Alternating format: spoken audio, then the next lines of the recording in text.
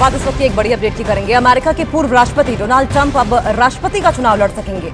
America की supreme court ने Trump पर लगा प्रतिबंध हटा दिया है और इससे पहले अदालत ने ट्रंप को कोलोराडो के लिए रिपब्लिकन प्राथमिक मतदान से अयोग्य घोषित कर दिया था।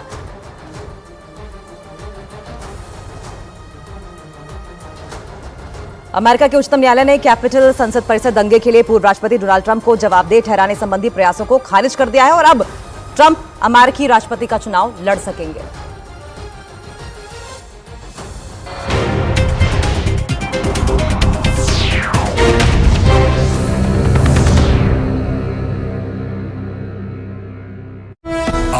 रिकॉर्ड हो गई जिस पर उस क्लर्क से मारपीट करने वाले लोगों की नजर नहीं पड़ी और इसी वजह से शिक्षा विभाग के दफ्तर के क्लर्क को गिरफ्तार करने पहुंची एसीबी की टीम पर सवाल खड़े हो गए।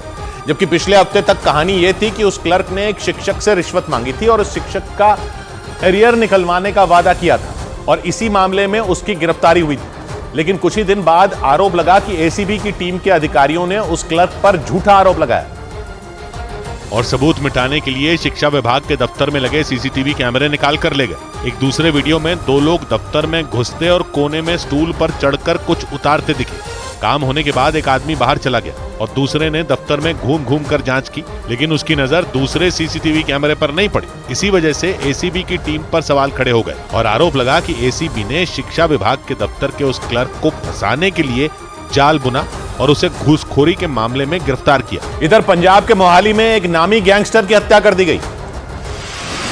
पंजाब के मोहाली में जम्मू के नामी गैंगस्टर राजेश डोगरा उर्फ मोहन की गोली मारकर हत्या कर दी गई। बताया गया कि एक गाड़ी में आए 5 से 6 हमलावरों ने इस वारदात को अंजाम दिया। ईडी ने कांग्रेस नेता और पूर्व केंद्रीय मंत्री सलमान खुर्शीद की पत्नी लुईस खुर्शीद की 45,92,000 की संपत्ति जब्त कर ली। उन पर आरोप है कि उन्होंने doctor Zakir Hussain memorial trust के पैसे का निजी तौर पर इस्तेमाल किया था। मालदीव का नाम लिए बिना विदेश मंत्री एस जयशंकर ने एक कार्यक्रम में साफ किया कि भारत अपने आसपास के क्षेत्रों में दादागिरी दिखाने की कोशिश नहीं करता। उनके मुताबिक अगर भारत की ऐसी मंशा होती तो वो अपने पड़ोसी देशों को $450 करोड़ यानी भारतीय रुपयों में करीब 38,000 करोड़ की मदद नहीं देता। मालदीव के राष्ट्रपति ने इसी साल जनवरी में चीन से लौटने के बाद इशारों में भारत पर दादागिरी करने और धमकाने का आरोप लगाया था। उधर केरल में एक छात्र की मौत के मामले ने तूल पकड़ लिया।